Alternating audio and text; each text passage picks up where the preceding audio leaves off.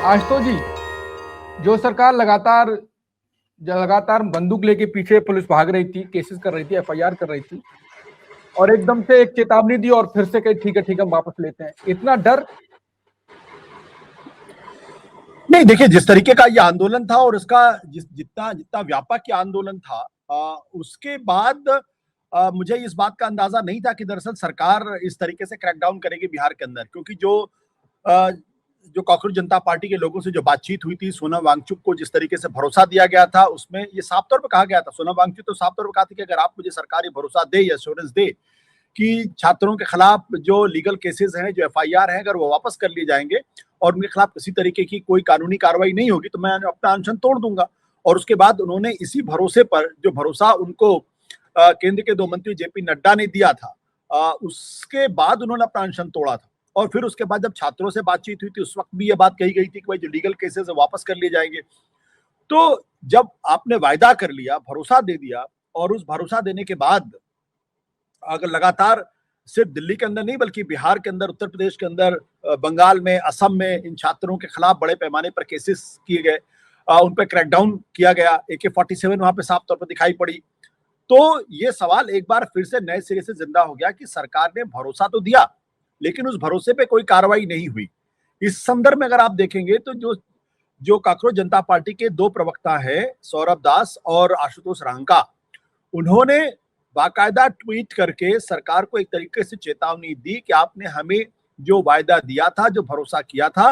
वो आप तोड़ रहे हैं, आप अपने शब्दों पर, अपने वायदे पर वापस लौट रहे हैं। अगर आप वापस लौट रहे हैं तो फिर हमें दोबारा आंदोलन करना पड़ेगा। ये उन्होंने जो बोल्ड लेटर्स में ये धमकी दी। और जिस तरीके के क्रैकडाउन की खबर आ रही थी, उसके बाद तमाम जो दिल्ली में जिन्होंने अनशन कर रहे थे, जो आयसा की प्रेसिडेंट है नेहा बोरा, वो पटना भी पहुंच गई थी और वहां भी ये सवाल को बड़े बड़े पैमाने पर उठाए जाने की कोशिश की जा रही थी। खुद आरजेडी के नेता तेजस्वी यादव ने भी ट्विटर पर लिख के धमकी दी थी कि अगर ये क्रैकडाउन नहीं रुका तो फिर उनकी पार्टी भी वहां पे अनशन करेगी, आंदोलन करेगी। मुझे लगता है कि इन सब चीजों के बाद से जब सरकार को इनपुट मिला होगा, जब सरकार को जानकारियां हासिल हुई होंगी, तब उनको लगा होगा कि अगर ये आंदोलन दोबारा से फिर खड़ा हो गया तो फिर इस बार बहुत नुकसान होगा।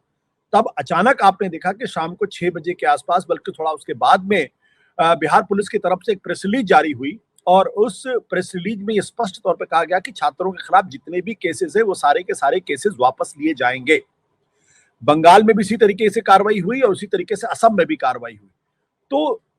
सरकार जो दिन में बड़ा क्रैकडाउन करती है, शाम के वक्त सारे केसेस वापस देने की बात करती है, तो सवाल यही खड़ा होता है कि छात्रों के खिलाफ फिर एफआईआर क्यों दर्ज की गई, इतने बड़े पैमाने पर लाठीचार्ज क्यों किया गया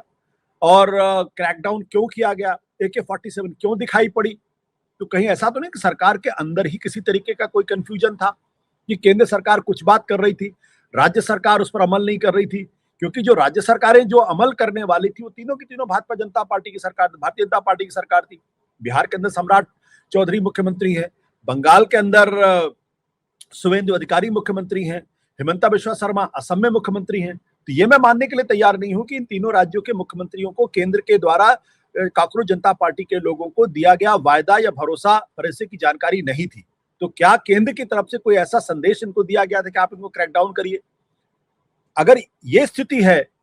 और उसके बाद अगर उनको वापस देना पड़ रहा है, इसका मतलब कहीं ना कहीं सरकार को अपनी कमजोरी का एहसास हो गया कि अगर ये क्रैकडाउन इसी तरीके से चलता रहा, अगर छात्र एक बार फिर सड़कों पर उतर आए तो फिर बहुत दिक्कत पैदा हो जाएगी और इस बार चीजें हाथ से निकल भी सकती हैं। तो मुझे लगता है कि सरकार के अंदर एक डर था। फिर आज सुप्रीम कोर्ट ने जिस तरीके से टिप्पणी की है और साफ तौर पर सुप्रीम कोर्ट ने यह कहा है कि जो सारे केसेस हैं छात्रों के खिलाफ, जिनमें उनके खिलाफ किसी तरीके की कोई एफआईआर, क्रिमिनल केसेस नहीं दर्ज है, ऐसे सारे लोगों को आप फौरन जेल से रिहा करिए। और यह भी कहा है कि जिस आंदोलन को जिस तरीके से पुलिस ने टैकल करने की कोशिश की, उसके संदर्भ में नए सिरे से गाइडलाइन इशू करने की जरूरत है और साथ ही साथ इंडिपेंडेंट जांच की जरूरत है। तो एक तरीके से सुप्रीम कोर्ट ने भी छात्रों की जो मांग थी और छात्रों की जो शिकायत थी, उस पर उन्होंने अपनी अपनी मुहर लगाई है। तो इन सब चीजों का लब्बा लबा अगर आप देखेंगे तो स्पष्ट है कि सरकार को कहीं ना कहीं झटका लगा है और सरकार कहीं ना कहीं जो है वो डरी है और उसको लगा कि अगर दोबारा आंदोलन शुरू हुआ तो दिक्कत पैदा होगी।